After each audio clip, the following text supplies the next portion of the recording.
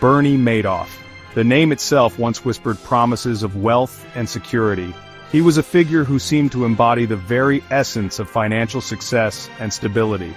For decades, Madoff was a towering presence on Wall Street, a man whose reputation was built on the bedrock of trust and consistent returns. His name was synonymous with financial acumen and reliability, a beacon for those seeking to grow their wealth in a seemingly foolproof manner. A Wall Street titan, he cultivated an aura of exclusivity. His firm was not just another investment company, it was an elite institution that promised unparalleled returns. Madoff's ability to generate consistent profits, even in volatile markets, made him a legend in the financial world. His strategies were considered almost magical, a secret formula that only he possessed. Investors, both large and small, clamored to join his elite circle. From wealthy individuals to charitable organizations, everyone wanted a piece of the Madoff magic. His client list read like a who's who of the financial world, filled with influential names and institutions. The allure of being part of his exclusive fund was irresistible, and people were willing to go to great lengths to secure a spot. Madoff's firm occupied prestigious office space, a testament to his apparent success. Located in the heart of Manhattan, his offices were a symbol of his financial prowess. The luxurious interiors and prime location were not just for show, they were a statement of his dominance in the financial sector. Every detail was meticulously crafted to reinforce the image of success and stability. He moved in powerful circles, a respected figure in the world of finance and philanthropy. Madoff was not just a businessman, he was a philanthropist, a man who gave back to the community. His presence at high-profile events and charitable functions only added to his mystique. He was seen as a man of integrity, someone who used his wealth and influence for the greater good. Few dared to question the man who seemed to hold the keys to the kingdom. His track record was impeccable and his charm was undeniable. Madoff had a way of making people feel at ease, of convincing them that their money was in safe hands. His confidence was infectious, and his reputation was beyond reproach. To doubt Madoff was to doubt the very foundations of financial wisdom. Madoff's charm was as undeniable as his track record. He had a way of making people believe in him, of instilling a sense of security and trust. His smile, his demeanor, everything about him exuded confidence and reliability. He was the kind of person you wanted to believe in, the kind of person you felt you could trust with your life savings. He exuded an air of quiet confidence, assuring investors of consistent returns, even in turbulent markets. His ability to navigate the complexities of the financial world was legendary. Madoff's strategies were seen as foolproof, a surefire way to achieve financial success. His calm demeanor and reassuring words made investors feel secure, even when the markets were in turmoil. He spoke of a foolproof strategy, a secret formula that defied market fluctuations. Madoff's investment approach was shrouded in mystery, but it was undeniably effective. He promised steady, impressive gains regardless of market conditions. His clients believed in his methods, convinced that he had unlocked the secrets of the financial world. His demeanor was disarming, almost grandfatherly. Madoff had a way of making people feel comfortable, of putting them at ease. His kind eyes and gentle manner made him seem trustworthy, like a wise elder who had seen it all and knew the way forward. He was not just a financial advisor, he was a mentor, a guide, someone who genuinely cared about his clients' well-being.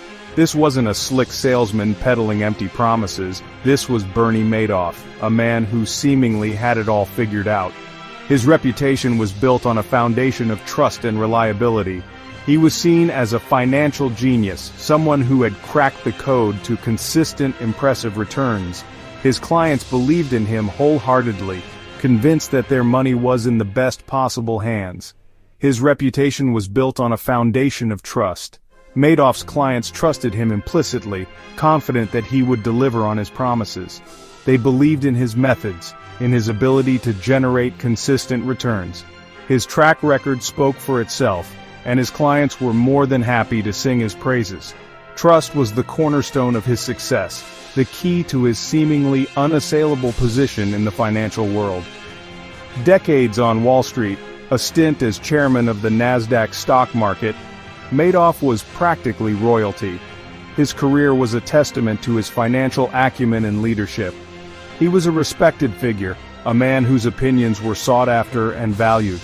His tenure as chairman of the Nasdaq only solidified his status as a financial titan, someone who had reached the pinnacle of success in the industry.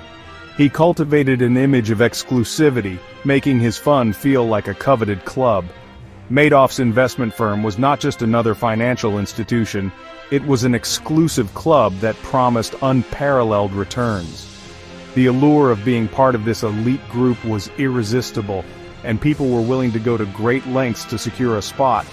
The sense of exclusivity only added to the mystique and appeal of his fund. This air of exclusivity only fueled the desire to be a part of his inner circle. The more exclusive Madoff's fund seemed, the more people wanted to be a part of it. The sense of being part of something special, something elite, was a powerful draw. Investors were eager to join, convinced that being part of Madoff's inner circle was a ticket to financial success. For years the money flowed.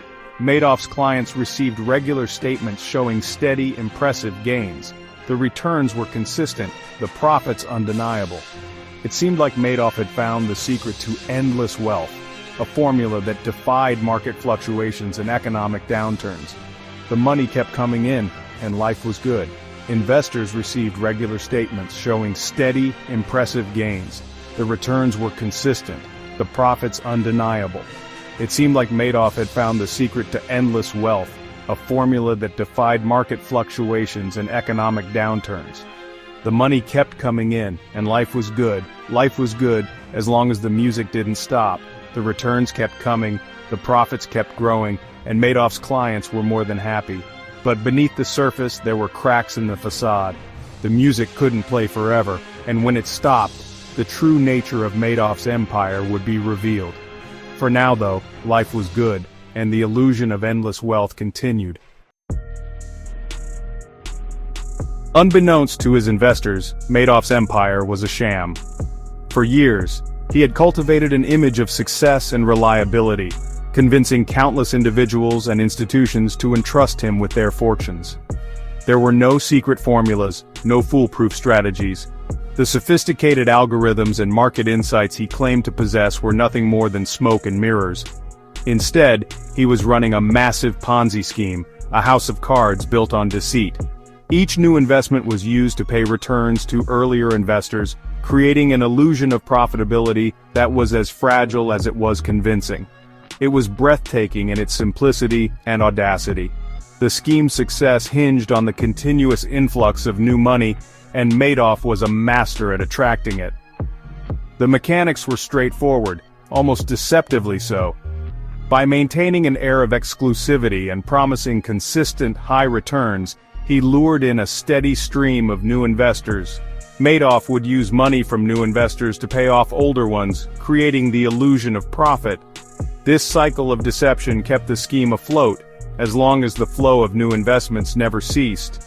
There were no real investments, no actual trades. The financial statements and reports were meticulously fabricated to show gains that never existed.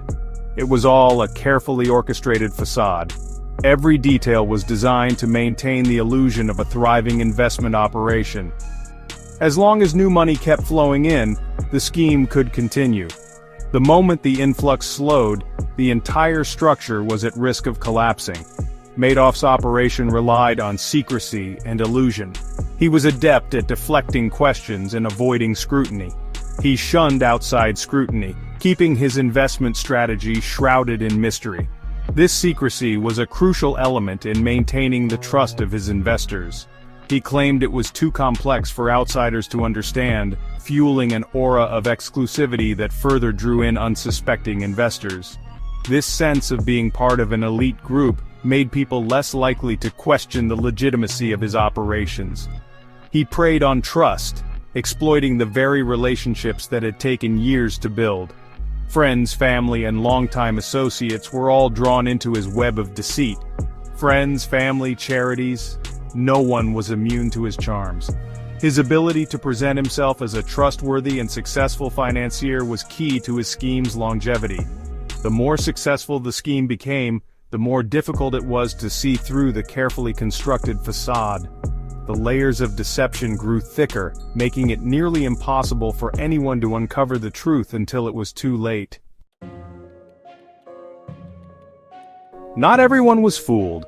Harry Markopoulos, a financial analyst, smelled a rat. "It took me 5 minutes to know that it was a fraud," Markopoulos famously said. He spent years trying to warn regulators, but his concerns fell on deaf ears. Markopoulos meticulously documented his findings, submitting detailed reports to the Securities and Exchange Commission, SEC.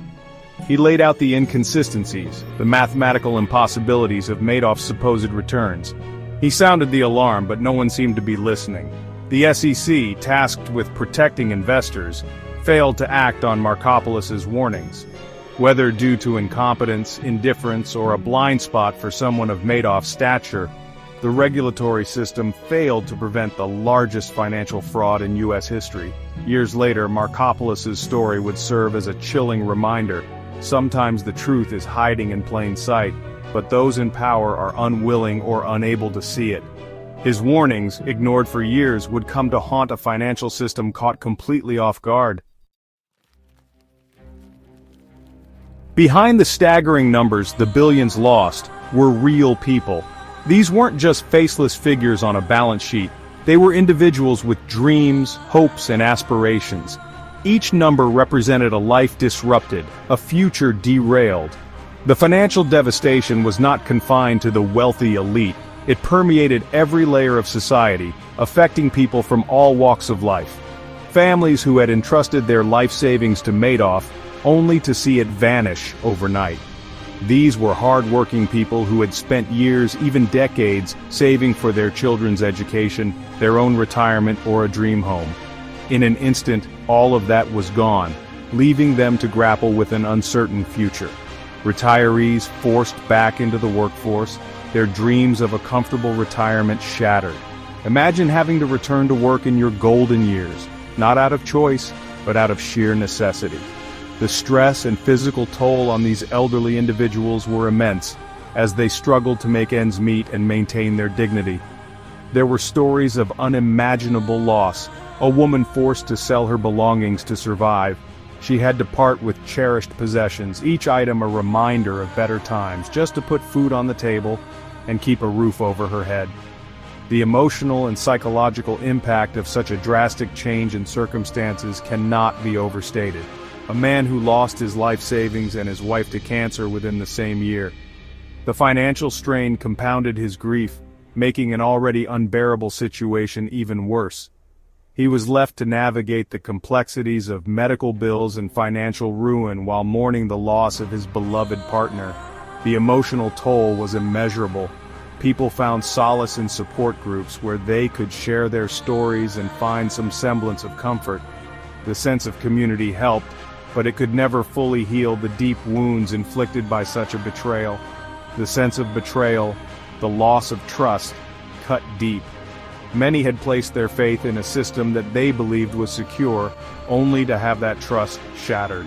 The psychological scars left behind were profound, affecting their ability to trust again, not just in financial systems, but in people. Charities and foundations were also hit hard. These organizations, which relied on investments to fund their operations, found themselves in dire straits.